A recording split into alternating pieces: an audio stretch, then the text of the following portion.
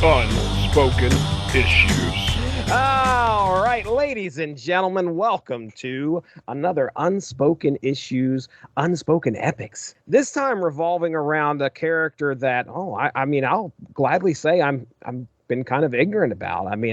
Unfortunately, I'll own up to it. But this character's been around since the 90s, and that's what we're here to talk about. That character is Anarky. So we've got a few stories we're going to be talking about this evening that revolve around that character. And of course, I'm not alone. By all means, Dean Compton is right there. Dean, are you ready to talk some... Wait a second. Why am I even asking this question? Are you even ready to talk anarchy, sir? I already spent about 37% of my life discussing anarchy and anarchism in its various forms. So absolutely, I'm very ready. Readers at the UnspokenDecade.com, I've mentioned this in several of my articles, and also over at longboxgraveyard.com. That I am an unabashed libertarian socialist. I'm an anarchist. I would lean towards anarcho-syndicalism. So it's gonna be really weird. We're gonna get some like great comic book superhero DC universe action. Everywhere, everything from Kirby's creation, the demon, to Kirby's creation, dark side. And we're also probably going to learn a lot more about the Spanish Civil War than anyone would have ever thought in regard to a comic book podcast. And I'm happy to fill this role. It's very interesting to, you said something, you're like, I've been very ignorant all my life about anarchy. Well, buddy, you and a lot of other people in regard to what this actually means as a political philosophy. It's very interesting to see it personified here, and I'm going to have a ball talking to y'all about some of this, but feel free to cut me off if I get high-winded or if, I use a fire truck ladder to get up on a high horse. There was one point where Dean come to me and he said, hey, I need you to do me a favor. I need you to, produce while I'm down here at Dragon Con. You remember that, Dean? Do you remember that at all? Yeah, you did it a couple years. You did a great job. I appreciate Everybody. That's not what I came. That's not what I'm looking for. You know what? You deserve the praise. But yeah, it was a great time. The story is when you ran into somebody you were interviewing. It was the first time I'd ever heard of something called a red card. And is that okay? All right. So you're talking to this guy and you guys hit it off immediately because he mentions something about it. And you both are carrying these red cards. I have no idea what that is until I did my research on the internet. But anyway. Right. Yeah. Red card it's the card that members of the industrial workers of the world carry. We're known as Wobblies.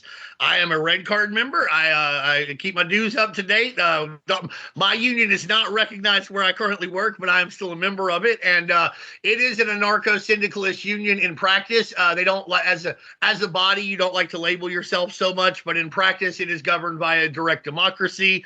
And it actually, with all the talk about Starbucks unionization recently, the IWW started trying to unionize Starbucks in approximately 2001, 2002. Oh, really? So, this is something, and this doesn't get done without those efforts 20 years ago. The IWW was tremendously powerful in the early 1900s.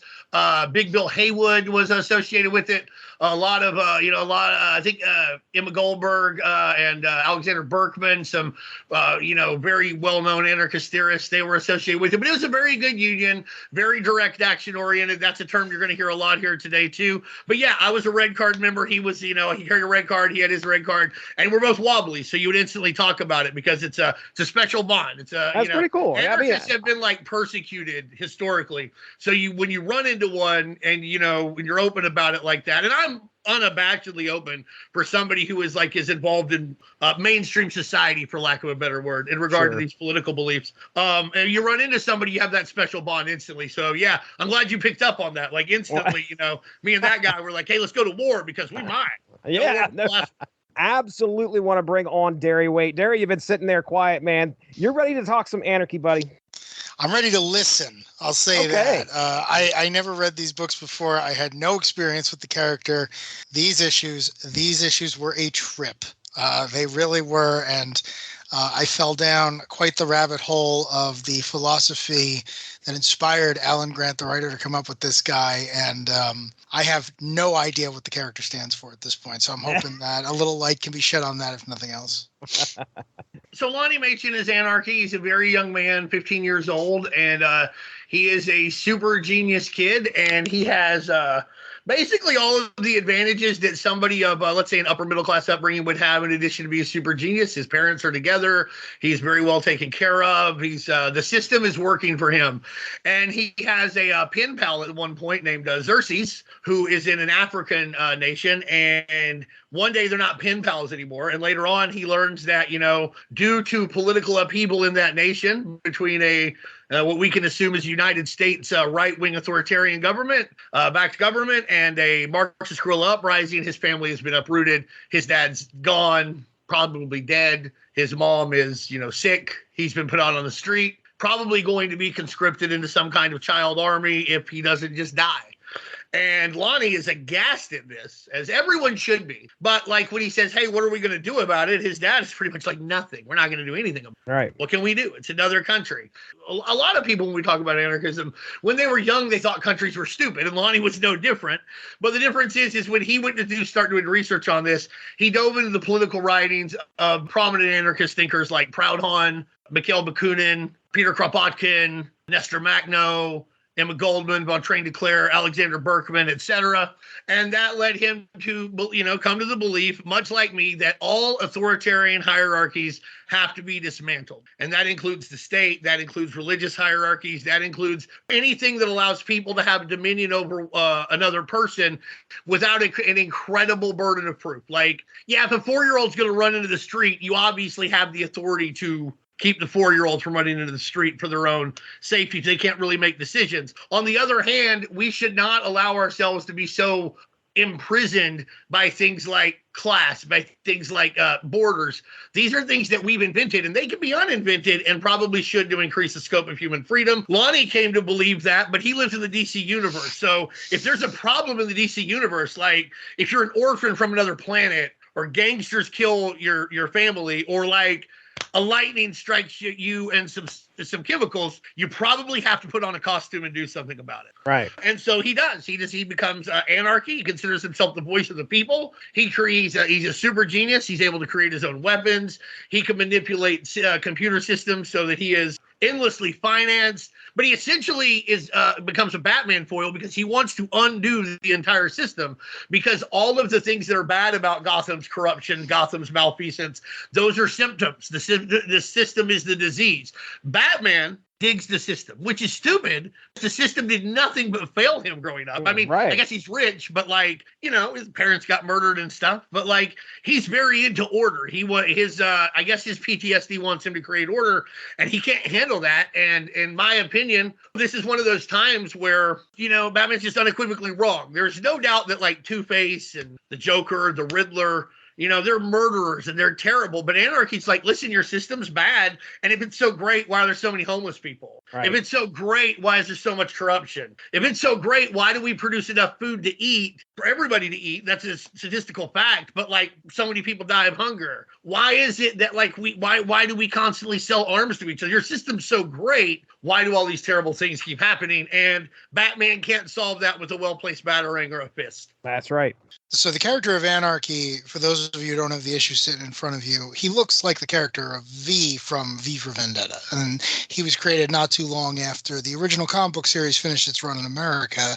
That character is an anarchist. That character is exactly what Dean is describing. Alan Moore probably agrees with Dean on 99% of this stuff. But as the character of Anarky evolves, and as Alan Grant, a British writer, as his opinion on politics evolves, the character becomes more of an objectivist, which is more of a right-wing philosophy, which is very pronounced with Steve Ditko and The Question and Mr. A, and then looping this back to Alan Moore, most famously with Rorschach. So I just became very confused, but it was very interesting because I love seeing a writer who's good at this. Again, we should give a little background. Alan Grant was a prominent Batman writer. I mean, he created Ratcatcher, the ventriloquist. He created a wealth of characters in the late 80s and early 90s. This was a guy who was doing the work very well. Anarky, and one of the best Judge Dredd guys of all time too. Yeah, right. And he did Lobo and the Demon. He had his fingers over a lot of not necessarily mature readers comics, but definitely stuff on that edge. Yeah, this was not like he showed up at DC, he did one character and he left. Like his presence is still felt. Like he created a Mr. Zaz, who I feel like has been in more adaptations than anyone but the Joker. Like he was good at this. He was really good at this. But this character is clearly what Grant Morrison would call a fiction suit, where it's like he gets to espouse what the writer believes. And it was very interesting to see that evolve really to two different ends of the spectrum that ultimately have more overlap than you'd think. So I really enjoyed this as one novel that Batman just happened to show up in. But again, like I said, just a roller coaster for me. Yeah, and he does go more towards, what sadly we would call right-wing anarchism, which in the anarchist schools of thought, just that's probably going to be a lot of my role here. That's very controversial. Nobody, like 98% of anarchists do not think that objectivism is anarchist, because one of the things that you have to take care of is people's needs have to be met, and it doesn't really matter in regard to how important yourself is. Yourself is important. The collective is important. Sometimes they will be oppositional, but neither one is really more important than the other. You have to be yourself within that collective so that the best good, comes to both, because ultimately what's best for everybody tends to be what's best for individuals. Objectivists, right-wing anarchists, anarcho-capitalists, and I would call Batman an anarcho-fascist, and have done so before several times.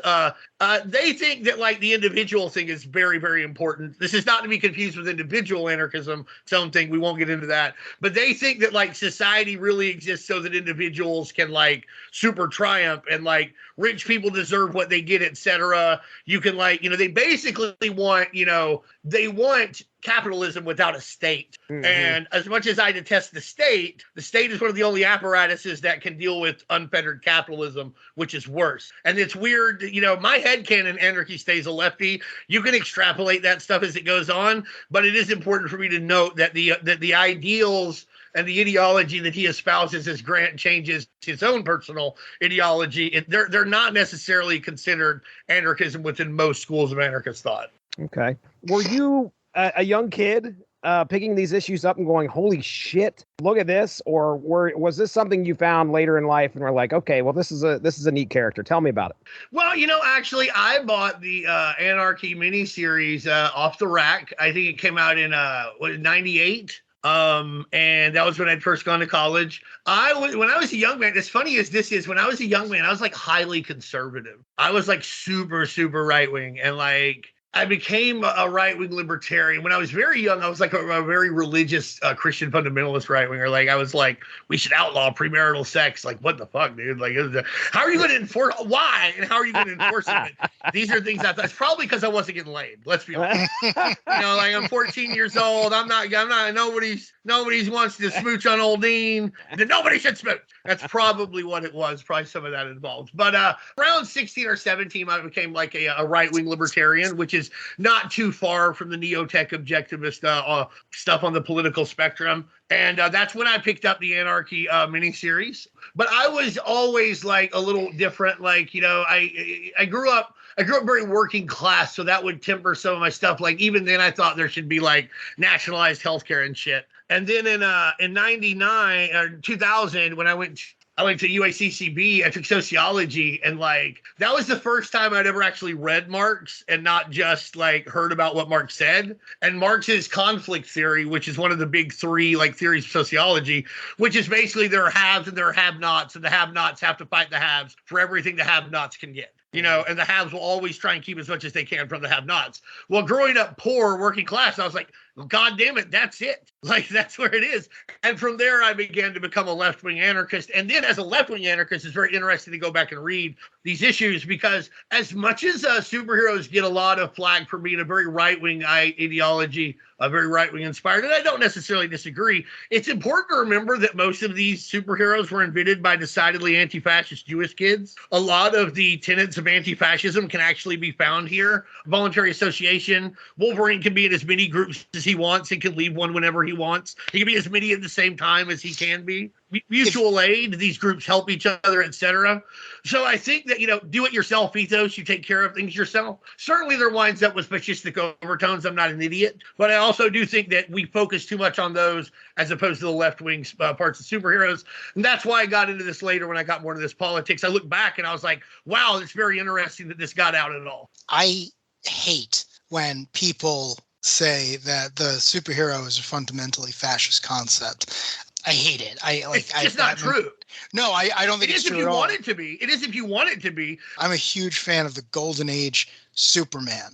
And if you want a more socially conscious man of the people character who, again, started the entire genre, you go back and you read the first couple of years of Superman stories before World War II starts by Jerry Siegel, and you are going to find this. Again, Morrison called him a socialist super defender, a fireman in a cape. Like he's beating up scabs. Yeah, like he's going to like Central America and overthrowing banana republics that are obviously propped up by the United States. Like it's wild. It's wild. Then later on, like the image we have, Superman with the big flag, which you see later, but early on, like you're saying, Darry, that motherfucker was a muckraker. He really was. Like Golden Age Superman, I always say the story I wish we had was Golden Age Superman being around for Lex being president, because whereas we had all powerful Superman kind of just moping, Golden Age Superman would have just thrown him into the Potomac. Right. Like, that's exactly what he would have done. Captain America would have just gone and punched him in the face. Oh, like Cap would have quit and formed the resistance. What are we messing around with? Like, what are you talking about? Because you look at these guys, what did Jack Kirby say? He goes, I didn't know much of anything about politics, except that if I heard that somebody liked Hitler, I'd go beat the crap out of him. Right. And at the end of the day, that's sort of what anarchism is at its base. Is like you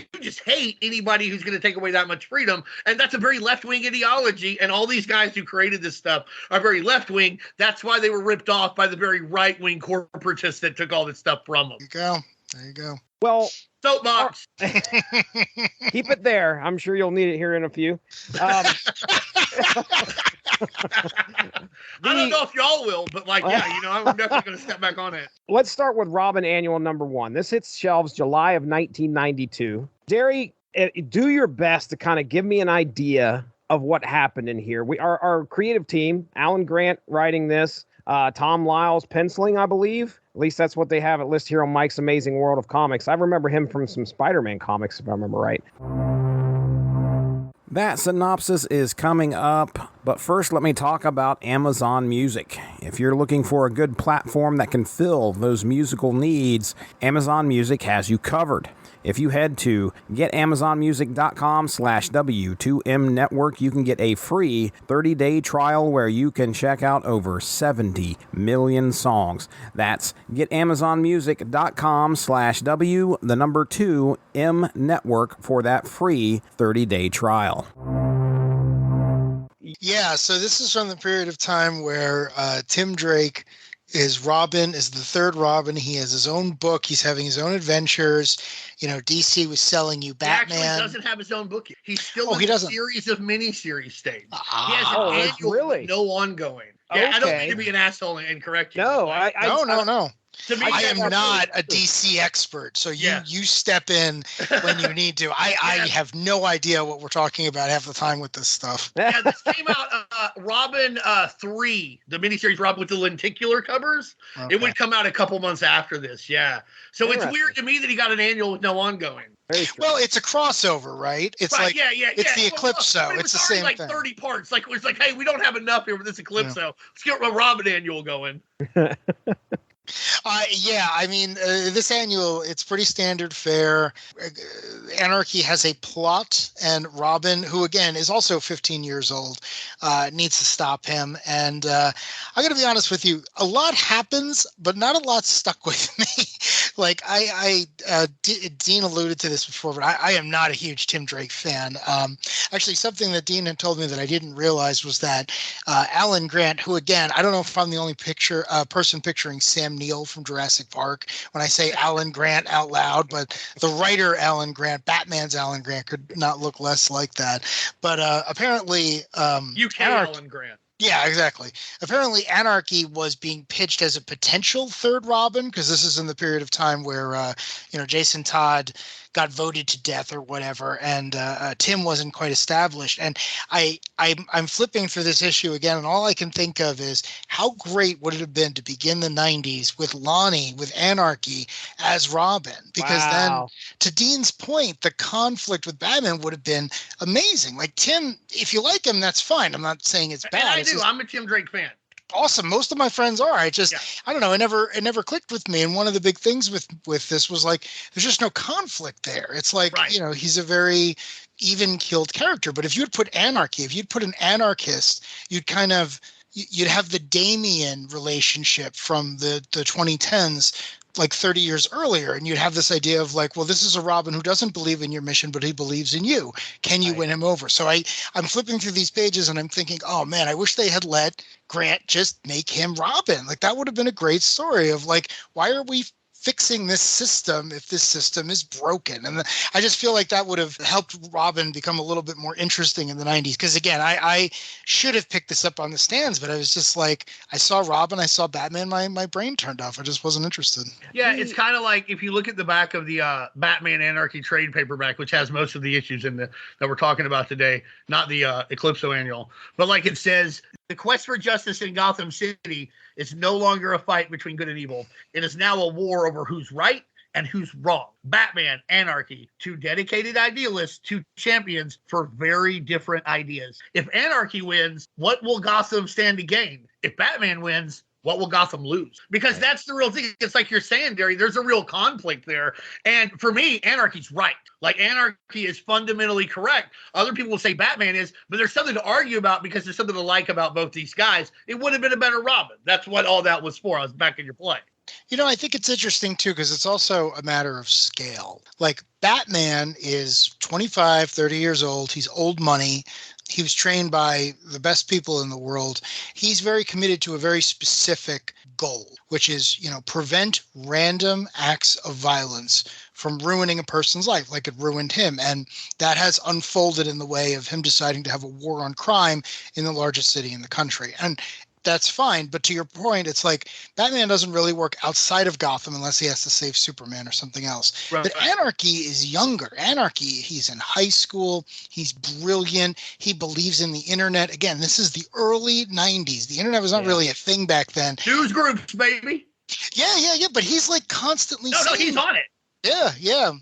So I just think it's funny because Anarky's like your typical teenager, and he's like, no, man, I figured out money and technology and everything else. You guys just weren't trying hard enough. I'm going to fix the entire world. And it's when those two sets of expectations crunch into each other that Batman is almost saying like, well, dude, you're not wrong, but you are not going to fix the entire world alone, and you're hurting people in the small scale. So again, it produces this very interesting story because, to your point, Anarky passes the antagonist test, which is you can almost see where he's coming from. And I feel like most people don't even get that far, but Anarky checks that box. Right. Another thing that he can do, like if he was Robin and knew that Batman was Bruce Wayne, is, yes, Batman focuses a lot on, specific acts of violence, street crime, insane clowns that aren't a posse.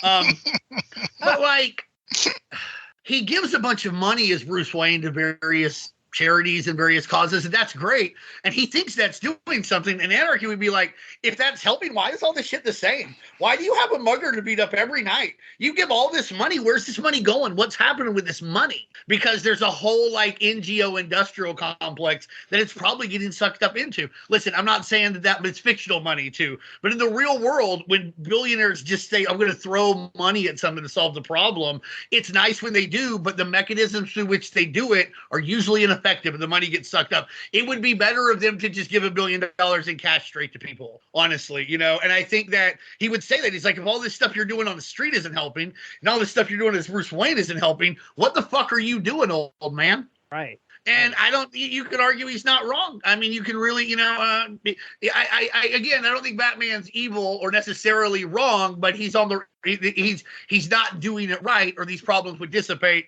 Also, it's Gotham City, it's fake, so I get that too. Nobody comment like, well, it's fake, man. Two-Face is going to come back. I know that, but we're talking about this comic book podcast to tell us it's fake. Right.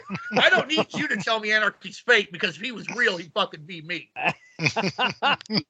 I have to ask, because I was going through the annual here, and I know that the first appearance of Anarky, I believe, was 1989. I can't remember. That's correct. It's Okay. an issue of can't remember what issue of Detective Comics. I want to but it was an issue of Detective Comics. I have it, believe it or not. So the design of Anarky in this book, and tell me again, not familiar with the character, but he has this like huge neck. So we're obviously not to assume that is the way this guy is built, obviously, but they do not take his mask off in here, I don't believe, and at least in this annual. I know we get it later on. No, but you've seen him without it prior to the annual. He's made appearances. Like, he does that so that, like, you think you don't know he's a kid. So I assume that he has like this huge, like, large apparatus that goes over his head. It's a comic book costume. All right. I don't mean to be an asshole, but like, no, I'm fine with it. I just think it's neck, and it fools people into thinking he's an adult. Not Batman, the world's greatest detective, but other people get fooled into thinking he's an adult. It's camouflage for him. It's probably not actually applicable with any real world technology. Like Batman, but we let Iron Man have the suit. That's fine. You know, so in the DC universe, it's Booster Gold and the Rocket Reds. I'm going to give Anarky the giraffe neck. I'm going to let him have it. Of course, he's a favorite of mine, so I'll probably let him have it. All right. Well, I noticed some of the pictures you were posting, and where he's kind of like sitting there and like some smoke is going around his elongated neck, and I'm like, certainly this is a stylistic choice in regards to the artist. Which no.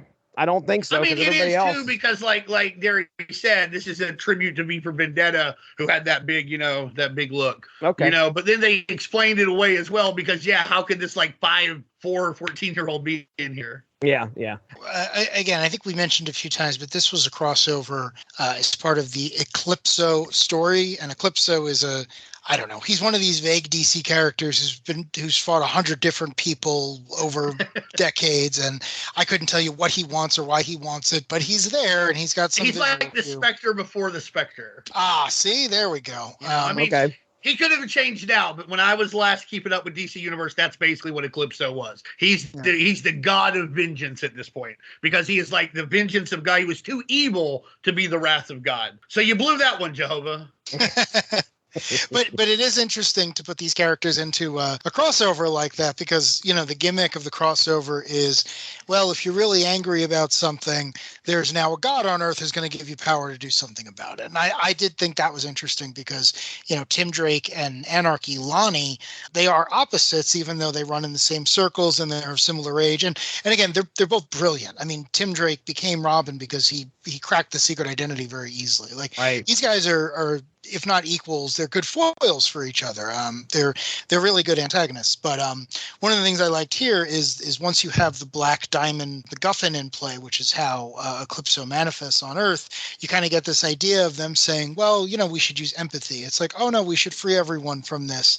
And it's like, okay, but if you give someone the power to deal with their problems, they're going to become violent. And it was kind of interesting to see that play out, because to Dean's point, it's like, well, it's the DC universe, so everything gets this physical manifestation. Mm-hmm. And, right. I thought it was a good crossover for Eclipso, but it does kind of hint about what is to come, which is Alan Moore once said that his comic Promethea was a superhero comic that ended up as a philosophy lecture. Anarky is the same way. Anarky is absolutely a superhero comic, but it often becomes a sociological lecture, which is fine because it's incredibly informative, but it's different because most comics don't do that. And this kind of hints at that, where it's like, oh yeah, Anarky is doing a lot of monologuing. So it was just interesting, because Tim is swinging around trying to save people and save his friends, and there's a B plot with a bunch of kids going balls, to the fair. like exactly. Basketball, and like just shooting like he's in a Larry Bird, Michael Jordan, McDonald's commercial circa 1991. Heck yeah. It's a product of its time. It really is. But no, it's good for what it is, which is like the two characters have to interact in the Eclipso crossover. They do it very well, and you both see what they would do with phenomenal cosmic power. So I enjoyed it. And yeah, you mentioned before Tom Lyle. No disrespect meant to Norm Brayfogle, who drew most of this stuff, but I'm a huge Tom Lyle fan. So as soon as I realized this was him, I hunted it down, and this was comfort food to start me off on the Anarky journey. The Eclipso crossover was just starting when I first got into comic books. I actually remember seeing this issue on the shelves the first time I went to a comic book store. I didn't buy it. You know, it's like $2.95, which like it would have been like $100 to me. Yeah, dude. $2.92.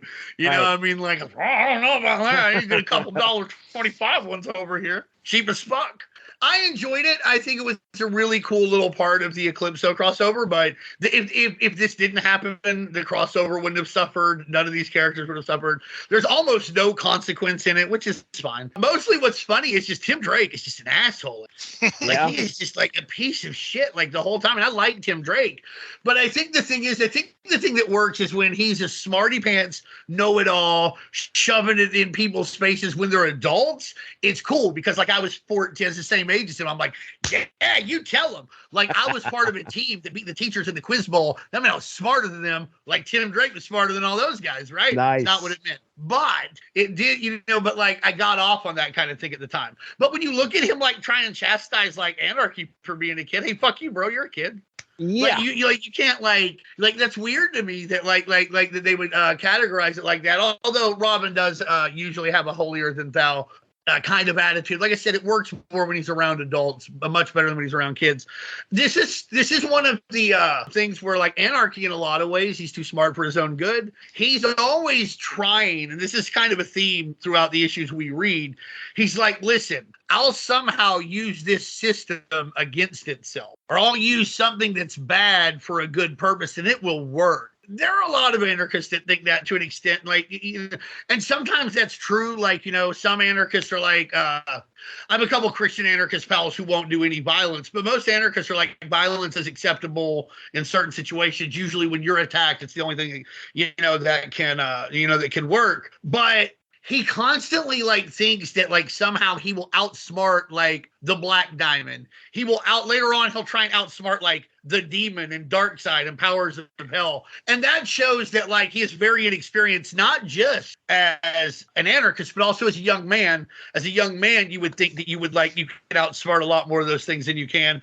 So I thought that was neat, where he's like, oh, I'll get myself possessed, but then I'll just have a solar flare go off because that's how you get rid of Eclipso. That's not always going to work. How are you going to outsmart this god, Lonnie? He won't stop trying, bless his heart. But I do like how that's a really big glimpse into like what will be, sort of an overarching theme of the character, in that like in our world, he's challenging things that can be challenged because like if you don't think that God exists or, Allah exists or whatever, they're not going to send their avatar to like slice you open with the sword of judgment. This is the DC fucking universe, baby. You don't think demons exist? Too bad.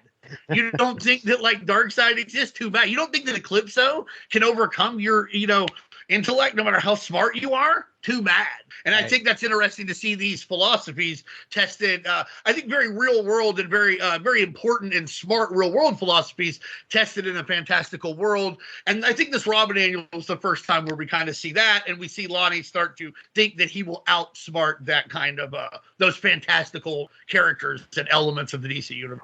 All right. So yeah, we're fast forwarding to 1995, where we are going to be looking at Batman Chronicles #1. So this hits the shelves May 30th, 1995. Okay, so this is like right at the end.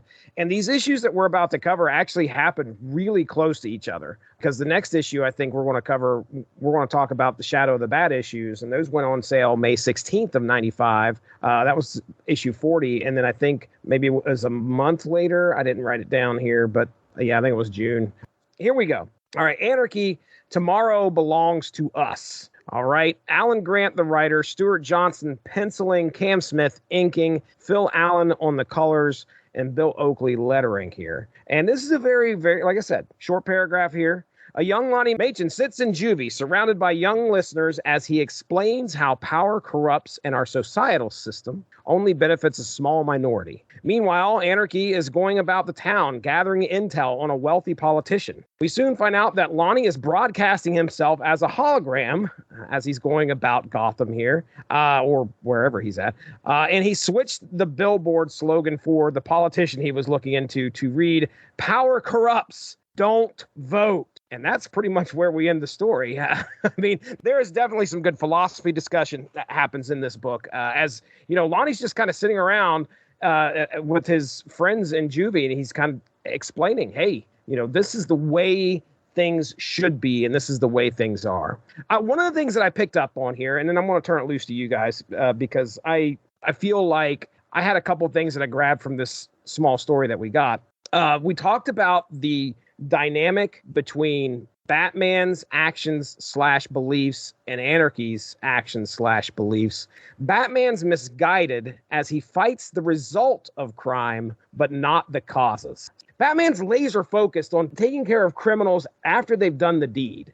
I think it's very similar to the current way our police forces are set up. And it's interesting when you hear people be like, oh, defund the police is bad. We should get more cops. But if there's more crime, they'll just pay for more cops. But didn't more cops, why didn't it fix more crime last time? The issue of crime is incredibly simple. Like, it almost all comes back down to poverty. You'll never eliminate all crime, certain crimes of passion, sadly, etc.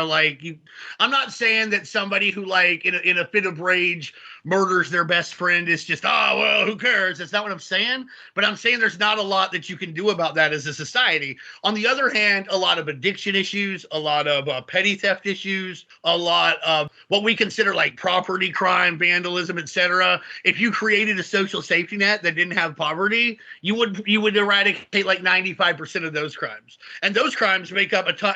And we can put crimes in like quotes for a lot of this stuff. Like, most people in the federal prison system are in there for some kind of drug crime, a nonviolent drug crime, whether it's possessing a large amount or selling it. Is that a crime? Well, it makes a lot of people a lot of money.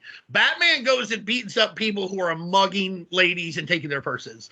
No one should mug people and take purses, but in order to keep that from happening, you can't just spend a bunch of money on prisons. You can't build a prison industrial complex like we have. We have to attack the symptoms. What situation in life drove this guy to do that? Because as a general rule, people like to do the right thing. And so I think that's what he was talking about. And it's really funny that he puts that power corrupts, don't vote up. Yeah. One of the oldest anarchist-like things when it comes to elections, because most anarchists boycott most elections because it's participating in it's a state-ran scam to most of us, most of the time. You're going to choose between two rich guys. I think things are changing now because of the radical ascent into fascism by one of our parties. I won't say which, but everybody knows what I'm talking about. I think that may be changing now to where you morally probably should go one way. But as a general rule, it's a bureaucratic rich guy versus a bureaucratic rich guy. Sometimes it's a lady. Sometimes they're of a different minority. But class is almost always a unifying factor. So you don't vote. And one of the things you used to say is you should vote for? Nobody. You know why? Because nobody will solve your problem. Nobody cares about you. Nobody is going to take care of your needs. Nobody will keep rich people from encroaching more onto your society. So you should vote for nobody. That's, I think it's a very fair point. This is a really fun little issue to me. Batman Chronicles, a fifth week book, I believe. It was quarterly because there was a week where this is when Batman came out once a week. You had Detective, Shadow, Batman, and Legends of the Dark Knight. Mm-hmm. And so this would fill in the fifth week, a big quarterly book. Really good way to get Anarky over, in my opinion. Really cool to see him work with the homeless guy in the issue. Legs, as he'll turn out to be called. And I like him trying to reach out to the kids because that's part of the political process as you try and talk to people about this stuff. Probably won't see significant change in your lifetime, but I know from just talking to you two and talking to other friends of mine, people will never think the same thing about this after they have 3 conversations with me. Whether you agree or disagree, you're going to think about something. Definitely the driving force behind Anarky as a character is to get at least that bit of conversation going. He was actually made to proselytize for it, but sadly, the left-wing anarchist group Alan Grant was demonized him for it for holier than thou reasons. It was a really bad move on their part. I believe he was part of the British Anarchist Party at the time. And, they were like, oh, you're perverting the ideas and giving it to a corporation. That's not what he was doing at all. But those people probably never read a comic book. And sadly, believe it or not, anarchists aren't perfect and they commit human errors. And I believe this was a litany of them in regard to their treatment of Alan Grant. And that's a huge reason why he goes objectivist and why Anarky does. Darry, what do you think, man? This short story, it comes out here. What are your thoughts? I love the gimmick. I love any story that's got a little twist in the middle, and the idea that Anarky is committing this act of political, subterfuge, for lack of a better word, but he's also preaching to the people in juvie. Again, kids we've put in prison for presumably nonviolent crimes. I don't know all the details here. And then the reveal at the end, because it's Gotham, that's a holographic holographic projector. And I just thought that was so great because that really distinguishes Anarky as a character. It's like, well, what's the victory here? It's like, well, I'm going to ruin this politician's bad day. No, that's just like why he gets up in the morning. His goal is to make these kids think along different lines. And that's exactly what Dean is saying, which is this character's point isn't to bring down Batman or to murder the Robin or to do any of that nonsense. It's to make you, the reader, look at this a different way. That's the point. It's a little over the top at times, but that's the point. Just like with V for Vendetta, like you are going through the same arc as Evie is. And I thought that this was a great exploration of that because it's not violent. No one gets punched. The Joker doesn't murder a bunch of babies. Like it's an ideological story. Even one. Not even one. Not even a single one. Joker Yeah, I thought it was a great use of 8 pages. This is what I was saying before. Like, Alan Grant is not one of these guys who just showed up, said a bunch of nonsense, and disappeared. He's good at this. He's good at comics. And I thought this was a really good example of whether or not you agree with this character, you at least get to see his point of view while he's also doing something. He's not just, Bendis talking at you for 8 pages. So Right. I really enjoyed this story. I thought it was good. Again, I'm not 100% sold on the character, but this story pulled me in and made me want to read the next one, which I think is... Yeah, and I think also you can tell Alan Grant cut his teeth on stories for 2000 AD because that's all that's an anthology book. It comes out weekly. He's probably, I can't say, but he's probably able to do 2 or 3 8-pagers a week to break into the business. So this 8-pager is it's tight. There's nothing wasted, gets everything across. If you read the Robin Annual, and we're going to read the next stuff, and we're going to read the mini, they're always we're going to send you to Junior, to Juvie, Lonnie. He doesn't give a fuck. He can leave. It doesn't matter. He can leave anytime he wants. Right. Anytime. It's one of those situations where, and this is one of my favorite tropes, where the prisoner is not really the prisoner, and he just stays in prison because he feels like it. And he's probably staying in prison because he has a very captive audience for his philosophy, and a receptive one. Who better to get converted? You can talk to somebody like he wrote Soledad, brother. His last name's Jackson. I can't remember his first name off the top of my head. But he was a black anarchist in prison, and he talked a lot to other prisoners. They killed him, because that's what they do. But he talked to a lot to other prisoners about leftist philosophies and anarchism. And they're in a condition to listen because most of them probably got screwed over by the fucking state or society at some point. Right. And most of them are very willing to engage in ideas that are helpful to them, and engage in ideas that treat them as people. And all of these things are true of most hard left philosophies, and especially left-wing anarchism. So I think this was great. I think it was really good. It's really interesting that you pointed out that they came out close together, because obviously this is a thing to try and get you. You're supposed to read this and be like, oh, can't wait for Shadow of the Bat. One of my favorite moments in this small story is when the guard shows up, and he's like, you kids need to get to bed. What are you doing? And he's really mad. He's like, you guys are breaking the rules. You need to be disciplined. And what a better way to really nail down a child coming into their own than asking the question, why? Why? Who made As the parents, rules? I'm sure y'all are like, yeah. I know.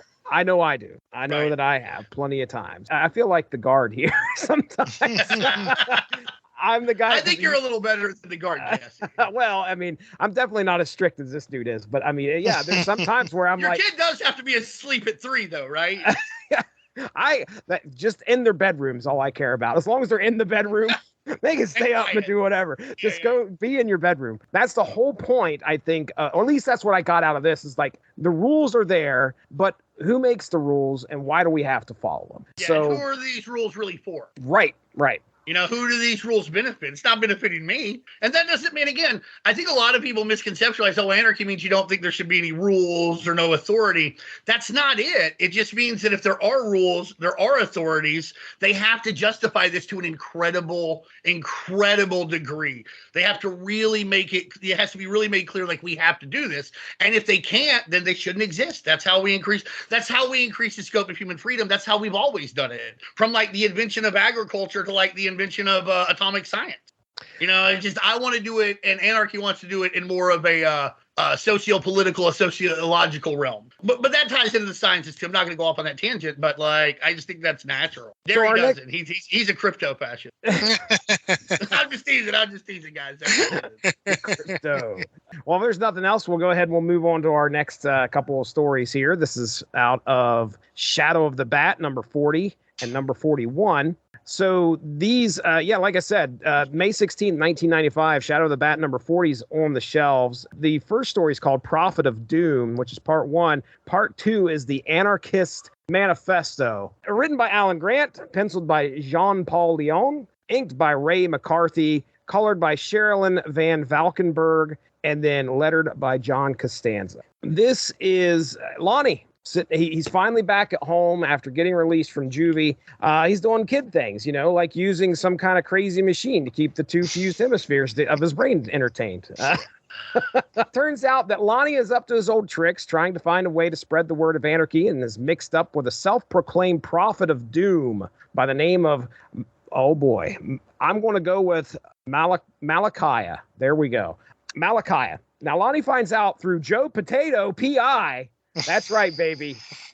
Joe Potato P.I. That Malachiah is involved in a plot to harm the city of Gotham. Attempting to face off with Malachiah and his goons at a local phosphate plant, he gets captured. However, Batman and Robin have been wise to Malachiah for some time, with Batman arriving to try to save the day. Fighting Batman, Malachiah hits him with the power of his evil eye. So he has it's like some kind of medallion or something, but basically he's able to incapacitate. The evil eye of Agamotto, am I right? This guy has 4 appearances, okay? 5, I'm sorry. I'm not going to give it the evil eye of Agamotto. He knocks back. Okay, fine. I'll do what I want. You do what you want over there, Dean. That's fine. So he hits him with his evil eye, knocks him out, and ties all 3, Joe Potato, Anarky, and Batman, to a large blimp that is packed with explosives. As Malachiah brags to the media of a soon-to-be self-fulfilling prophecy as a preconceived disaster is about to strike Gotham, the airship heads towards its destination with its deadly payload. Luckily, Anarky is able to get free and cuts Joe and Batman loose. Trying to guide the blimp out to sea, Anarky tries to jump into the water, but his foot gets caught. Robin sees this and throws a projectile, cutting the rope just as the airship explodes, leaving us wondering, maybe Anarky didn't make it. Is Anarky still alive? We don't know. Now, throughout the second issue of this 2-issue story, we talk about the origin story that you mentioned, it's really moving, in my opinion, because what ends up happening is Lonnie's parents go to his room. They're trying to, they're worried about this kid, obviously, and they find this letter. And the letter explains what, I guess, motivated him to become who he was. He begins to learn about the hard times of his pen pal and all the strife that kid went through. He tries to find a way to address it and basically gets shut down. So then he starts going to the library and reading, which, hey, my goodness, educate yourself. And that's what this kid did. And he started to read. He started to learn. The reason why his friend was suffering was because of decisions made by governments and elites. So that clearly gave him the motivation to become Anarky. Mind you, his parents are sitting there reading this letter, and they're realizing that their son, I don't know if they realize at the end of that their son is possibly dead, because I don't even know if they know what's going on in Gotham. He says in the letter that, like, if you're reading this, I'm probably dead. Right. They at least know he's gone. He's never coming back. Right. And I will go ahead and mention this because this is just kind of like a side story. It has nothing to do with what we're talking about here. But and just in case somebody's like, oh, they're talking about Shadow of the Bat 40 and 41. Remember when the ex-commissioner, Jim Gordon, was possibly going to be mayor? And what that's a sordid about all soap that. opera. Like his wife is now the commissioner. Right. I vaguely remember this, but I wasn't reading the Bat stuff every week at this point. There's that going on. I mean, my goodness, I think we maybe get 3 or 4 pages of that at the most.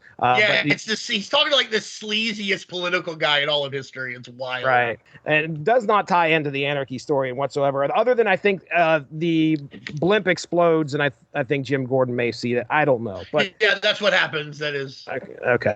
Like, what's that? That's a big old blimp blowing up. That's right. Don't see that too often. There you go. I mean, that is my summation of what happens in Shadow of the Bat number 40 and 41. I think first off, they're really beautiful issues. Like I really like the way they look. They look a lot like Earth X because I think the same gentleman did both, and I really like that look. It's a good look for this. These are very somber tales. Like this is a kid.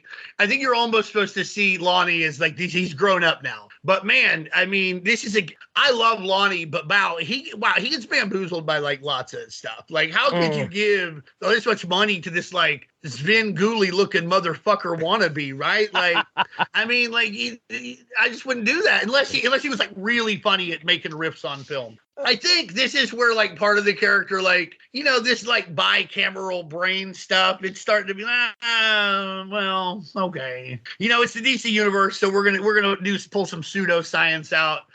All in all, I think it's really fun. I think Joe Potato's amazing. The real man of the people, Joe Potato, who's just like, I never would have done this if I'd have known all these things. Joe Potato PI with Batman so sidelined in his own book. Batman really doesn't do a lot of these No, things. he Like doesn't. knocked out for most of it, being dumb and useless. I really like getting across the character in the format of the letter to his parents, who by all accounts seem to be nice people. Although his mom is like kind of stupid because he's like, look, I'm going out to play baseball. Look at this bat. Do you see that bat? that bat. Do you see that bat that has right. like an anarchy symbol like painted on it? That's like, I mean, what To you each his own where is he going to master. play baseball at the Thunderdome? I mean, like, I don't know, I mean, but they're good people. And all in all, it's a great way to separate Anarky from Batman so that he can go do his own thing and but to have the excuse that they think he's dead for a little bit. I really enjoyed the letter framing. I like the way it looked, other than some of the silly pseudoscience and some of the obvious descent into objectivism that's starting to happen. I mean, I don't like that stuff, but I like the two issues a lot. And it's a really good springboard for Anarky to do his own thing in the DC universe, slightly separate from Batman. I've got to talk about, just to make a quick mention of Joe Potato and his potato puns or his potato double entendres, whatever you want to call him. I don't know what he's. The real world's greatest detective. I mean, I might change my profile pic to that man's face. That just might happen. Gotham City, you should. Right. He is the hero. Darry, you mentioned on the cusp of the internet age, and I think we're going to talk about that probably more with the next miniseries because that gets mentioned again. But, this kid is like uber smart. He's fused his hemispheres. He's got like a crazy looking virtual reality machine there, that's kind of helping him out. But he can't get out of his own way. And I think, I think the internet is mentioned in this because he's supposedly teamed up with Malakaya doing something there, spreading the word through the internet somehow. But he's been like selling pamphlets and stuff. Somehow he's paid $5 million selling anarchist pamphlets. Buddy, ain't nobody ever made a dime selling a fucking anarchist pamphlet. Let me tell you that very, very quickly. Where do you get this $5 million or whatever? There's a line in one of these issues, I'm not sure which one, where he very quickly says, well, I took my publishing and printing money, and then I started selling derivatives. Right. He's like, listen, I'm the anarchist hedge fund, Yeah, right. Yeah. I like that ultimately this kid's got to team up with Batman to stop a villain that he himself empowered, right? Like he gives the evil eye all his resources and all his chutzpah and all this other nonsense. He gives him the platform. And I think that's a good story because ultimately Lonnie has to decide, you gave this crazy person all the resources and people might get hurt. What are you going to do about it? You're going to step up and do the right thing. And he does. And I think that's important as to why he gets spun off in his own series and why, if Batman was going to die tomorrow and has to stop his top 10 greatest foes, I don't think Lonnie would be on that list. But it's good too because it's a kid screwing up. Like one of his weapons is a baseball bat and he's got a private detective that looks like he fell out of a Coen Brothers movie. Like he's a kid. He doesn't know how the world works. He has no resources other than what he just, can Google at this time. So it's funny to me to watch a kid who, is one of these, it's almost like a superhero trope. It's like, well, he can do and build whatever the story requires. So this kid has fundamentally unlimited power. What does he do with it? Oh, well, he messes up and he creates a cult that Batman then has to clean up at. So I was laughing at that. I thought that was really good. I thought that was a great way of doing things and showcasing what this character wants and why he wants it. I also appreciated Joe Potato, but more to the point, I appreciate any story that has a hot air balloon because, again, That's fair. yeah, this thing must have come out right around the time that Batman the Animated Series, my favorite version of Batman, had those Zeppelins in every background of every scene, at least early on. Shit. Yeah. So I kept picturing like, oh, that's what those are for cult leaders to tie people to them and fill them up with explosives. So, that plugged the plot hole for me. But yeah, to go back to something that Dean said, John Paul Leon, I am a huge fan of his, and I believe he passed away not too long ago. But literally, his name on comic. Yeah, no, great talent, gone too soon. But his name is one of those where I see it and I pick it up. It doesn't matter who's writing because the art's always phenomenal. He is a consummate storyteller, and for most of these 2 issues, you could read this without the dialogue. I mean, it's just super easy to follow. So, again, like Tom Lyle, just a super nice surprise to see him on art. Another RIP, along with Norm Brayfogle, I guess. Wow, that's wild. That like these are the Integral Anarchy penciler guys too. So I hope there's not a curse. Like, I hope if they bring this guy back, like there's not something terrible because wow, it's bad. I love all their works too, and I think what Leon's work really does here is it looks kind of muddy. And that's good because these are muddy concepts. These are muddy things that are, Batman and Lonnie's philosophies going against each other. I was also going to say, like, when they discover, like, Robin's going through this stuff and he's like, the Anarchist Company or Anarcho. I wonder where I've heard that before. God damn it, Robin. Like, what the fuck? Like, where have you heard that spells anarchy with the K? It's familiar. I wonder why. Now You fought Eclipso with this dude, brother. Right. You have to remember him. The other thing is the baseball bat is a specific Easter egg. Okay. Because one of the tenets of anarchism is ardent anti-fascism. I have literally fist-fought fascists on the street. And we'll probably have to do so again soon, even though I'm old and don't really want to. Not because they don't deserve their faces smashed in. They absolutely do. But I'm old and I'm tired, and I hope these young people can do it, and I'll just give them some money. But the bat is often something like I've seen from the moment I got involved in anarchism, we had memes, even before there were memes. And one of them was just like, oh, I found a cure for fascism. And so you'd be like, what? And somebody would show you a baseball bat. And you also carry a baseball bat with you because, believe it or not, anarchists are not liked by law enforcement. And so, like, and you're fighting guys that law enforcement, as a general rule, sort of like. They're like Nazi racist guys. And I don't mean to denigrate too many of our law enforcement officers out there, but sadly, statistics show that we have a problem with this in our law enforcement and military. And I hope y'all get that cleaned up real soon. And so you had this, so they will pull you over. And if you have like a lead pipe or something weird, they're like, what are you doing with this? Why do you have an axe? Why do you have an axe handle? Right. That's hard to explain. If you have a baseball bat and like a glove and 2 balls, I like to play baseball, officer. There you go. Right. What are you gonna That's say? That's what I'm saying. It gives you plausible deniability in a way that another weapon might not. So that's a tip for y'all if y'all want to smash some fashion. All right. But don't, because that's against the law, and I don't think you should do any of those things, okay? Legally, I highly don't want you to do it. All right. Well, let's get into our next big 4-issue series. This is Anarky. Came out in 1997. So it hits shelves March 19th, 1997, according to Mike's Amazing World of Comics. Written, of course, by Alan Grant. Penciled by Norm Brayfogle. Inked by Joseph Rubinstein. Lettered by John Costanza. And colored by Noel C. Giddings. So here we go. Anarky lives. That's right. Our first issue opens. This story gets crazy. Anarky opens. It starts crazy and just gets crazy. Yeah, it does. Our first issue opens with Anarky mixing it up with the Demon and also an enemy of the Demon, it looks like, by the name of Blasphemy. He summons Etrigan the Demon to help defeat Blasphemy. However, Anarky has another goal in mind. Apparently, as we see that he is using a mysterious, I don't even know if it's mysterious. I swear he says it's like quartz or something. But he's using a crystal to sap some of Etrigan's power. He's even able to use that crystal to command and hypnotize Blasphemy, this spider-looking demon. And that's kind of happens in issue 1. In issue 2, all of a sudden we're on Apocalypse. Okay. And somehow Anarky has transported himself in blasphemy there to attempt a revolution against the evil Darkseid. When Darkseid captures him, Anarky is more interested in Darkseid's motivations. But of course, there's a short battle between Darkseid and Blasphemy. Anarky is then transported back to Earth after that is over with. But he wasn't just there to talk. No. He is able to capture some of Darkseid's essence in this crystal as well. Then we get to our 3rd issue. When Batman finally gets wind of Anarky's adventures, he looks to confront him. Now, during this, Anarky captures Batman, and it is revealed that Anarky has been constructing a building. I think it's a building or an add-on to the skyscraper or something. But the purpose of it is to unleash the power of this crystal, which, like I said, not only has the madness of Etrigan, the evil of Darkseid, but it now has the good from Batman. Anarky's endgame: to de-brainwash, straight from the comic, ladies and gentlemen, de-brainwash the city and make Gotham realize things do not have to be the way that they are.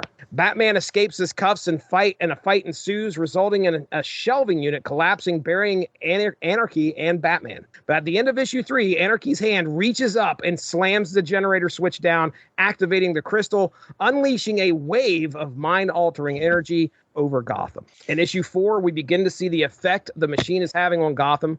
People no longer care to hide their true selves. Some are labeled enemies of the people. Bruce Wayne makes the Penguin, of all people, project coordinator for his corporation because of his criminal genius that can be used for good. Poison Ivy's helping the environment, while Mr. Freeze's brilliance is being used to help take humanity to the stars. But soon, Lonnie is made aware that the effects of this crystal are wearing off, and things are going from bad to worse in Gotham as the city seems to be destroying itself. Lonnie lets out a horrific scream and wakes up. He's been knocked unconscious since issue 3 and never activated the machine at all. He thanks Batman and escapes. And that is the end of the 4-issue Anarky series. And by golly, I did my best to put that all in a very, very long paragraph. I'm sure I left some very fun stuff out of it. Darry, you go first, buddy. What do you want to talk about here? This is a very, very dense miniseries. I really did not know what I was getting into when I started reading this. You're welcome. At one point, he starts passing out the parasite tests, and we have to talk about this because this is like an incredibly specific objectivist thing. I only know this because I watch a lot of Spider-Man videos on the internet, and they're constantly like, hey, you know how Stan Lee created Spider-Man? Well, he had a friend, and that friend was crazy, so let's talk about Anne Ryan, or whatever the hell her name was. So seeing Ditko. Yeah, Ditko, thank you. Stan Lee. Come on, man. We know Ditko did all the work. Yeah, right. Well, again, I do hold a personal philosophy that if Ditko had been allowed to write Spider-Man without Stan, he would have degenerated into being the antagonist of the book. But that's you're not wrong. I don't disagree with you. I'm giving you shit. But yeah. You can't talk about. You really can't talk about Ayn Rand objectivism in comic books without Ditko. Yeah, go on. Yeah, I thought it was funny that at one point Anarky has the parasite test and everything is checked in the affirmative, and it's kind of like, again, he's messing with the reader. He's saying, like, well, what have you done to help the person next to you recently? I thought that was very interesting. Again, I think this entire book, it's Anarchy 101, and I don't just mean that as an introduction to the concept. I mean, like, literally, like, this is something I feel like you could read in a class on the subject, which, again, very unusual for superheroes. But I love that he goes to see Darkseid, because it's one of those things where you can see Alan Grant in a 1997 coffee shop going, well, I want him to fight the ultimate evil because I want him to ask why, like you guys were saying before, like an annoying child. And I just love the way he falls ass backwards into it, where it's like, oh yeah, I built a boom tube. That's not no big deal. Yeah, no, I looked at the stars and I did some math and I built a boom tube. It's honestly the only thing that saves his ass, too, because, like, for some reason, Darkseid is like, oh, I respect that, and then sends his ass back home instead of, burning his face off like he did with Blasphemy. But go ahead. I actually really like that because if you go back to the original Kirby Fourth World books, Darkseid is not like, I'm gonna murder everyone. That was added later. The original Darkseid is like, I conquered my world. I am God of that world. I am here on Earth, and I fear none of you because I'm looking for something. I'm looking for the anti-life equation. So he was much more of a manipulator. So I thought that was good. My favorite scene in all 4 issues actually was from that issue where or they try to free the slaves, right. And then at the end they say, well, what you don't want is freedom, is you want the ability to exert the power on everyone else. And they're like, oh yeah, you're right. And then at the end of the issue, they themselves have the whip. And I thought that was the best explanation of what Lonnie's saying, which is we need to attack the underlying concept of why power is so addictive and how you can manipulate people. I thought that was a great example of that. And again, it's Darkseid and it's Apocalypse, it's myth, it's what DC does best. I really, really appreciated that. All the stuff with Etrigan and blasphemy and everything, right over my head. I was so confused. I had to read that first issue twice. I was like, oh, he's trying to get the concept of deception. He lost me. At first I thought he was like having a stroke or something. I was very, very confused by that issue. It is strange to go from where we started in this podcast, very street level, to all of a sudden, there's the demon and he's fighting the Spider-Man guy. Now, granted, it's Etrigan versus blasphemy mostly. And then Anarky kind of shows up, like turns the tables and starts asking questions. And there's the neat part where he's falling down with the demon. And then he says, what is it? Like he says, demon Etrigan, back form of man, something like that. Right. Yeah. He basically, he says this series of words, and he changes him back. Is it Jason Blood? Is that his name? Jason Blood. Jason Blood changes him back to his normal form. But anyway, cool as hell too. So it's kind of like we went street level. All of a sudden, we're going into supernatural territory, which is something that I wasn't expecting at all, because this feels like this is philosophy of anarchy in some way that this character needs to try and get across. How are we going to do that with demons? But then I started to realize, there's a lot of discussion here in regards to God, and there's a lot of discussion in regards to, the beliefs of other people. So there's a reason for that. It definitely took me by surprise, but by the end of issue 1, I realized why we were there, which is good. I understand where we were going. And then all of a sudden we're on Apocalypse, and I'm like, there's a revolution brewing. And I'm like, oh, I bet Anarchy's he's the reason for this. And then sure enough, he is. But then he faces off with Darkseid. I'm like, oh man, this guy's clearly outmatched. Again, he starts to talk, and he's just trying to figure out what makes a person evil. It's cool to see that this guy, even though he believes what he believes, he's trying to understand it. And Dean, you mentioned this. No gods, no masters is an incredibly widespread anarchist slogan. That's not to say that every anarchist doesn't believe in God. In fact, there are specific streams of anarchism: Christian anarchism, Jewish anarchism, Islamic anarchism, Zen anarchism, Buddhist anarchism, and they're wrapped around their religious beliefs. But most leftist anarchists don't believe in God. I actually do believe in God, if anybody's curious. But I keep my religious beliefs mostly to myself.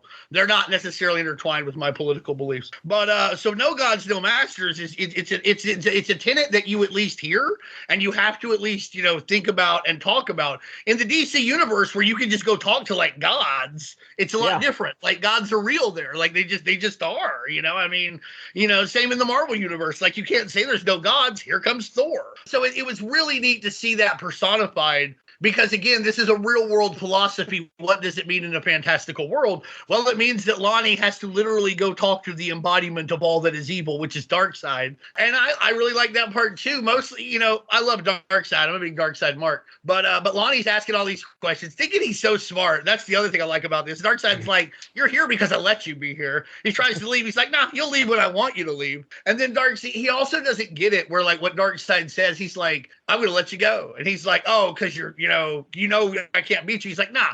He's like, listen, I could crush you anytime I wanted, but if you're right, I'll just see you again. Because if Lonnie's right and he's going to make the whole goddamn universe hickory-doo-dah, everything's fine with everybody, then Darkseid's going to have something to say about that. Right. Or he's going to fail and Darkseid wins anyway. Look at what happened to the people you tried to rescue. And Darkseid's going to say, you'll never build something perfect, so I always win anyway. So I find that, that was pretty cool. And I think it's a recurring theme too, is that Lonnie, in the Shadow of the Bad issues with Malakia And these issues, he makes bad choices, and a lot of young anarchists do. I associated with people who I should not have. I let a lot of things go that I shouldn't have because I was young and excited. And you also make, like you say terrible things, like weird decisions, because it's a radical philosophy, and you want radical change probably faster than it can happen in a lot of ways. So he's doing that. He's engaging in like propaganda by the deed, which was it's like Alexander Berkman and other people around the turn of from 1800s to 1900s engaged in it.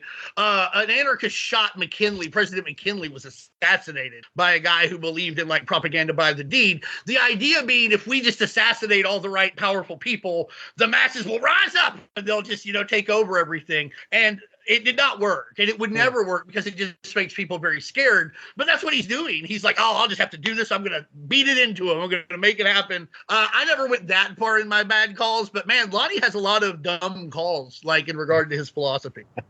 And early on at the end of the first issue, Anarky, he leaves, I think, at some point, and he finds this like monolith. I don't know where he's got this thing hidden at, but it's kind of like this large monument, I guess you'd say, that has like the numbers of people that have died for ideals and politics and religion. And he swears to fight the elites in their name. So rich people never fight their own wars. So that's the thing. Like, we can argue that World War II probably had to be fought. At some point, like, somebody needed to do it. I don't know that it was fought for the right reasons, but Hitler had to be stopped. But World War I is just a bunch of assholes. It's just a bunch of fucking assholes who just go to kill each other for, because they said they would. That's really what it boils down to. Who was going to run Africa? Was it going to be Germany? Was it going to be Britain and France? Who was going to have the most? Who was going to be able to exploit brown people in the third world the best? Who was going to benefit economically from the post-war paradigm? That's what it was about. Like, and most wars there are very few genuine humanitarian intervention,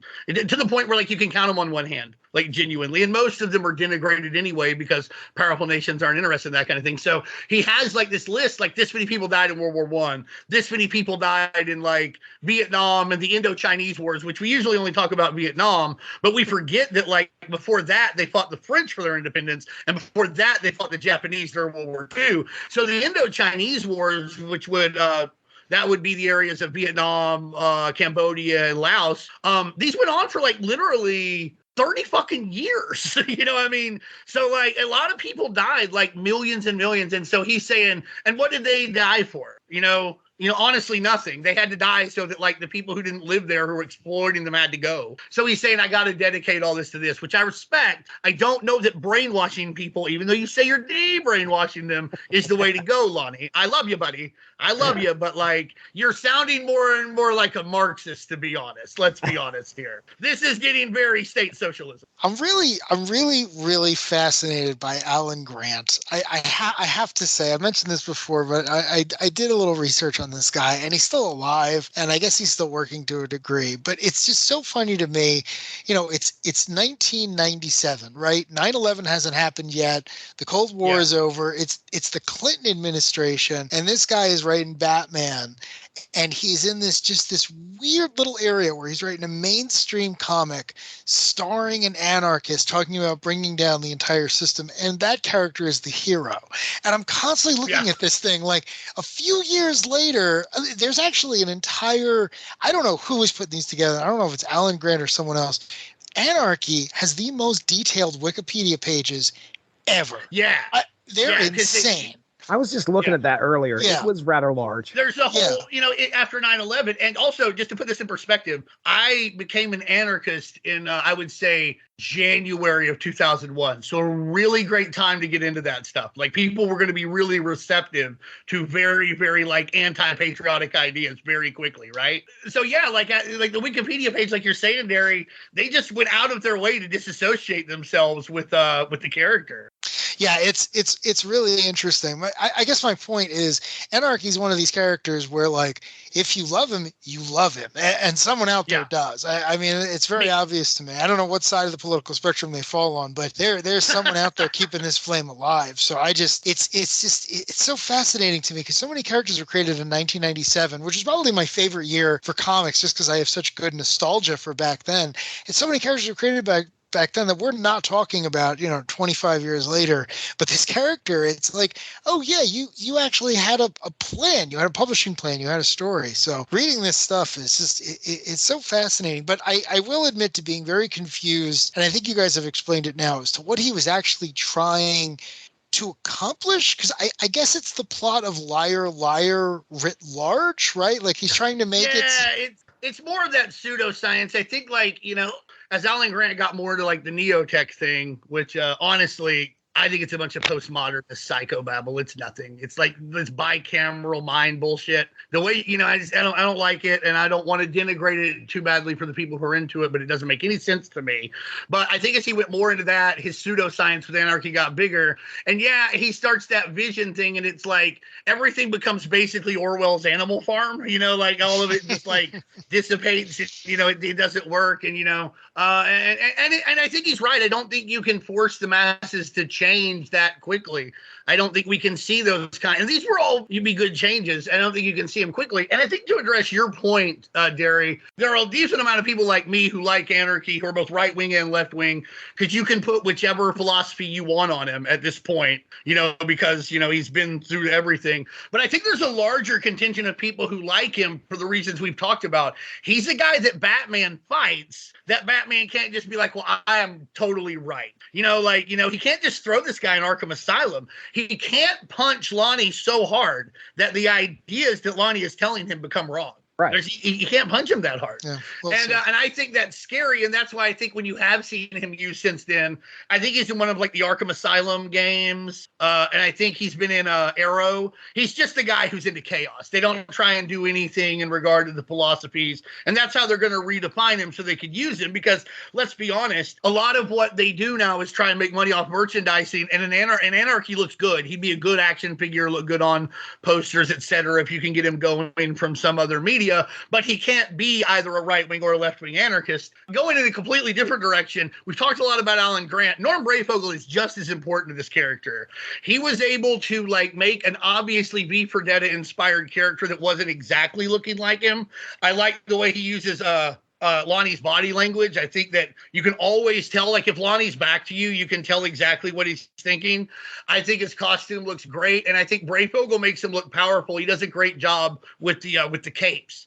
I think much like he did with Batman's cape, Anarchy's big cape thing becomes a way for you to know how he's feeling. And I think that's great. I think Brayfogle, R.I.P., deserves, just as much credit as Alan Grant in many ways. And in my trade paperback, Alan Grant says so. I want to read this to you, Darry. I want you to tell me what you think, because we kind of talked about this already.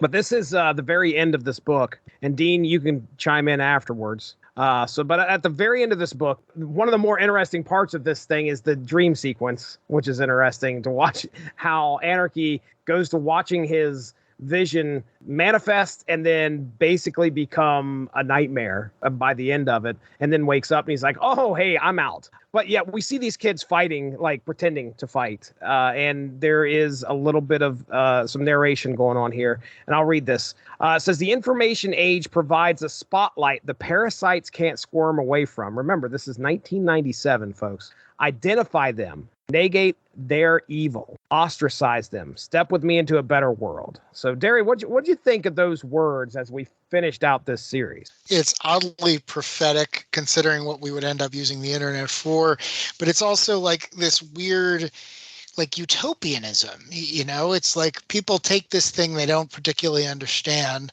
They know it's going to be important and they put it on this pedestal. And it's like you're sitting here saying, well, once we can all talk to each other the world over, most of our problems are going to go away. And it's like, yeah, it didn't happen, guys. That absolutely didn't happen.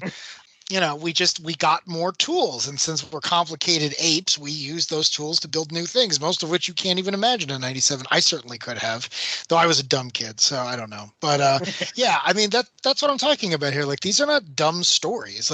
They're not your standard fare, but Grant knew what we were getting into. I said this to you guys in our group chat, but Lonnie is the type of character that could only exist before Reddit, because if a super intelligent kid who could create a holographic projector in his middle-class parents' basement was around, he would be a Reddit moderator. He'd be doing anti-work or crypto or something. He wouldn't he wouldn't be fighting the Batman. He'd be leading a cult and telling people and having YouTube videos with billions of views. Like he would have found his place, and it wouldn't have been running around in a costume that looks like the Spanish Inquisition. So yeah, I love that quote. I love this whole thing because again, it's prophetic. Like, why does Anarky feel so weird? Because it was 5 years early. It was just like it was too early. Like if Grant had kept this in his back pocket and tried to publish this after 9/11, this could have come out at Image or Dark Horse, but DC and Marvel wouldn't have touched it. And it could have been a really interesting story like that. But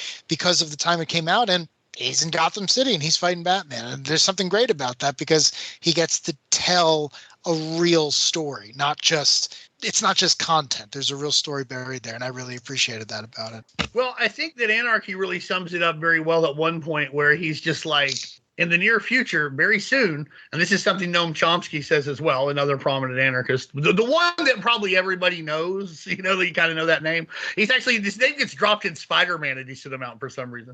But like in the very near future, everybody's going to think like this, or there just won't be people to think about it. We're on the verge in the real world of like utter ecological collapse. We're closer to nuclear apocalypse than ever.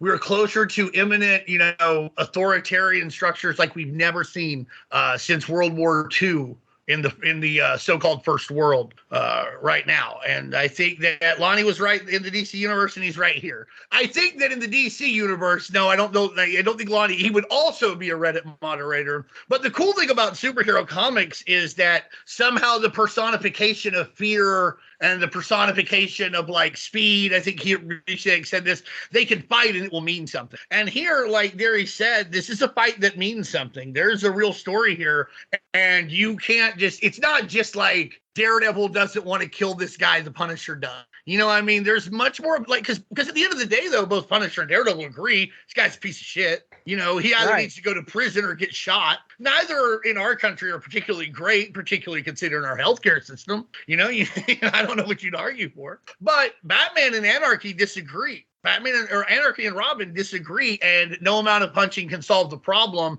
but a certain amount of punching is still fun to see. I think that the 4 issues are really good. I think they allow you to see a lot of, if it's not outright anarchist philosophy, it's certainly anti-authoritarian ideology, which is, usually good, usually leads people down the right path. And the most important thing, and I tell this people all the time, I don't necessarily want you to agree with. I do, but like I'm not necessarily sitting here like, oh, we're gonna have 3 conversations, and then you're gonna be out reading fucking David Graeber and Andrei Shkrubashevsk, and you'll have a red and black flag on your car. It's not what it is. Maybe when I was closer to Lonnie's age, like he was, maybe I did think so. But now I just want you to think about things, and I think that's where Lonnie winds up. He wants you to ask questions. He just doesn't want you, whatever somebody is saying. In particular, people who have authority over you, don't just take their word for it. Ask questions. And if you find that the authority is demeaning or oppressive to you, do your best to overthrow it, or at least fuck it over as much as you can. And I think that's what you get out of these 4 issues. I think that I always love seeing the Demon, always love seeing Darkseid. I think it's fun that Batman in almost every one of these Anarchy stories just looks like a wuss. It's really peculiar. But like even here, he doesn't do a whole lot. And even after, like, he just gets away, Anarchy's like, until everybody's free, Batman, and he's got his dog. He's got his dog in his arm. Yeah. Listen, and the dog's a real star. I love Yap. What a great guy. I love when the dog like activates the security system. He's like, oh shit, we gotta get out of here. So no, it's whether you like the philosophy or not, whether you like that stuff, this is going to be good for you to read because it is a villain. It is not a villain or a hero or even an anti-hero in the DC universe. It is true. Anarky is truly just like the Skeletons with David S. Pumpkin, its own thing. You know who the real victim is in this entire story, or victims rather? Lonnie's poor parents. Oh, right? They're doing their best, their best, not the best, but their best. They're trying to connect with their kid.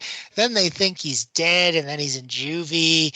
And then if you keep reading his ongoing series, it turns out they're not even his parents. But it's like, Alan, you need to hug your mom more or something. Because Jesus, I feel really bad for these two. Like, not even that they don't have a relationship with their kid. That's obvious to me that wasn't going to happen. But it's like, wow, he just is like, I hate you, Mom and Dad. dad for always being supportive and not liking my VR system as much as I did. It's just, hey, I need bad, to ease up out of that VR system. Mom, what are you doing? Yeah. It's like when we were growing up and like you're playing Nintendo and you're like, hey, clean your room. Like, I can't, like, you pause your game. You know, it's like, no, I want to pause the game. You know? Yes, but I don't necessarily know that they're treated poorly, but they're not really characters in some ways. You know, I mean, they're there so that Lonnie can make someone sad, so you can remember that, like, he's a human of sorts. But I do feel bad for them. I do think that I think, like you said, they do their best. It's just, you know, it was never going to work between them, especially Alan Grant. Actually, after this guy didn't get to be Robin, Anarky was intended to be like the Joker's kid, which also I think got done away with. So, you know, the parents, I guess, at some point, I don't know that it was originally intended, but once that was the idea, they're just a vehicle. And, you know, that's sad because I don't think they're bad parents to what we read at all. Yeah, I agree. I don't think Lonnie's a bad kid either, but he is a little shit. Let's be honest. Well, he's a derivative trader, you know, and if never. I swear to God, I got to find out how he made that money off anarchist pamphlets because I have a lot, like, and I would sell them. You know, as much as I'm an anti-capitalist, I will take $5 million. Black market. Right. All right, well, let's go ahead. We'll get into plugs. I don't know. Dean, you sent us like a list of 15, and I just had a chance to look at that yesterday. Any idea what we're going to cover next? Did we have a plan? G.I. Joe Extreme. That's right. G.I. Joe Extreme. Oh, boy. Should be a lot of fun to talk about that. G.I. Joe Extreme. Like, that's how it is. Joe Extreme. Is that how it goes? Yeah, like they had a cartoon. That's the bumper. That's all I remember from it. I remember watching it. Not enjoying it, but I'm interested to see the comic book version of it, especially with Mike W. Barr writing, who, in my opinion, he's a 3 results comic book writer. He hits a home run, he walks, or he strikes out.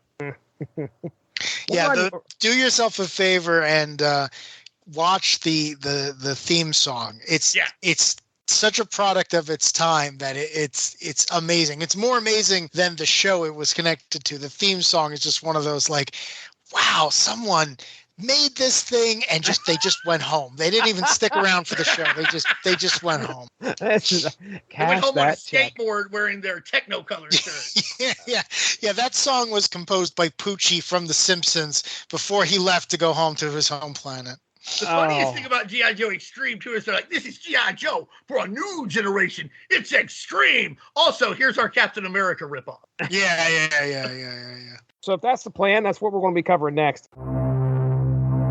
This would be a good time to plug a sponsor of the W2M network, and that is Grammarly. For you, the listeners of Unspoken Issues, Grammarly is offering a free download of the Grammarly software. Grammarly's AI-powered products help people communicate more effectively. Grammarly helps you write mistake-free on Gmail, Facebook, Twitter, LinkedIn, and nearly anywhere else you write on the web. Grammarly corrects hundreds of grammar, punctuation, and spelling mistakes while also catching contextual errors, improving your vocabulary, and suggesting style improvements. To download Grammarly today, go to getgrammarly.com/W2M network. Again, that's getgrammarly.com/W2M network to download Grammarly for free.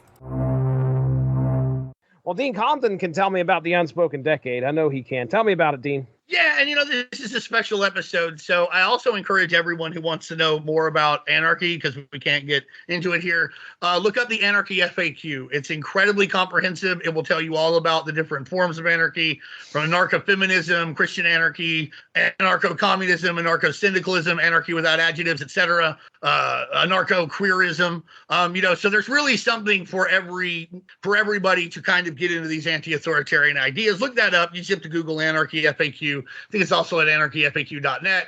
I do not have any anarchist files at the unspokendecade.com, but there's plenty of things for you to read and listen to there. We're on Facebook, and that's where SemiFan takes care of a lot of great stuff. On Twitter at Unspoken Decade. It is baseball season now, though, so I spend a lot of time watching Royals games. Twitter's not going to be as active as it used to be, unless you want to talk about Royals games, in which case hit me up. All right. Me and Chris Armstrong sat down and talked about the new costume that Daredevil busted out. We also talked about Extreme Justice number 0.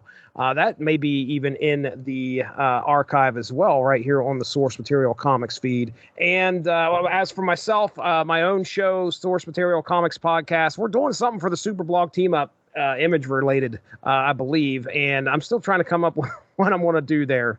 But by golly, it may be in the feed. So check that out. I think that is going to be it. We are going to call it a night for Dean Compton, for Darry Waite. I am Jesse Starcher. Thanks for hanging out with us this evening. Have a good one. Bye-bye. Thanks for joining us. Unspoken Issues is part of the UnspokenDecade.com, the home for 90s comics, blogs, and podcasts. Unspoken Issues also has a Facebook group you can join if you are interested. Just search the Unspoken Issues podcast and request to join. All of this would not be possible without W2Mnet.com and the Rattlich and Broadcasting Network, so make sure to seek them out for more podcasts. If you enjoyed what you heard today, please feel free to share, and we look forward to entertaining you again soon.